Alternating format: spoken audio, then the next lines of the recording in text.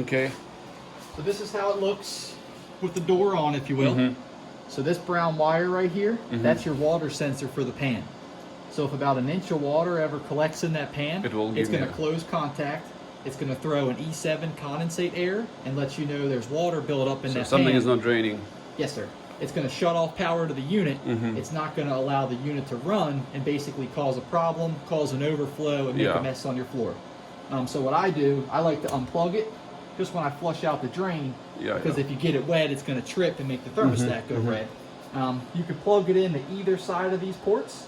One thing I do know, when people clean the drain out themselves, when they plug it back in, they'll kind of stub it down here in the center.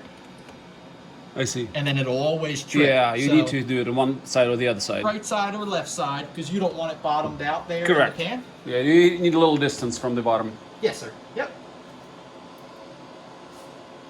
So like I said, I just like to take a little bit of this nice warm water. You got your drain port here in the center, which comes out the vinyl tube here in the bottom cavity of the unit. Okay. Outside the PVC, which you also have a little clean out here. Yeah. So this is actually air vent. Yes, sir. Yep. And goes all the way to the drain there. Yes, sir. So if there's ever a little bit of backup, you can use a little bit of water bleach or water vinegar. As long as I see good steady water flow, I usually have good luck with some just water. So. And what builds up? Is it just like a dust or stuff? So over time, there's going to be a little bit of funk that builds up in the water down here in this vinyl tubing.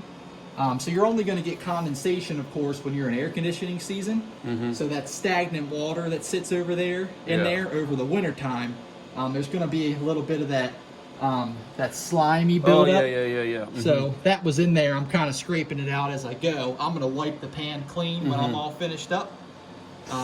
But as you can see, the water flows out almost perfect. And it has kind of a U-joint, whereas the water plug, right? Yes, sir. Yep. So it doesn't stink, whatever. Yes, sir. All right. Yeah, that's pretty easy. And then, of course, once we flush it out, we always want to make sure we have our safety plugged back in. But other than that, so one thing I always carry around just to help me out when I come across a problem. Just a little snake brush. Yeah, so you can just stick it in a little bit. So if there ever is a backup in there, this guy comes in handy, so I can snake it there from the inside of the pan, just to break up whatever debris may be built up here inside of the vinyl tube. Makes sense. So just something I like to carry around. Awesome. Comes in handy for me. Good to know. So. Yeah, actually, I can just buy it and just leave it there because if it sits in the bottom. Yeah, because that's empty void anyway. Right. All right, and then it's just two screws here and two screws, one screw over there. You got one screw for the bottom door. So to get into the top cavity, all you want to do is take off the top center screw. I got it. Right here. It just sits right in there. Yep, and then you'll just lift up here on your bottom handle, just lift straight up, and it'll pop right out for you. That seems pretty easy. And for the second unit, it's the same issue, same thing, identical. Exact same setup. Good. So we don't need to power wash this. Yep, we're not worried about anything down there. It gets a little bit dusty. The only thing, so what I do when I come out for the maintenance, of course, I'm going to pop this dry filter off right here. It'll collect some dust and debris. That's a dry filter for my variable speed drive down in here. I see. Just for the unit, you can kind of see dust that builds up inside the cabinet there. So along with changing the unit filter, which of course takes care of my air coil, my fan. It's a good idea too.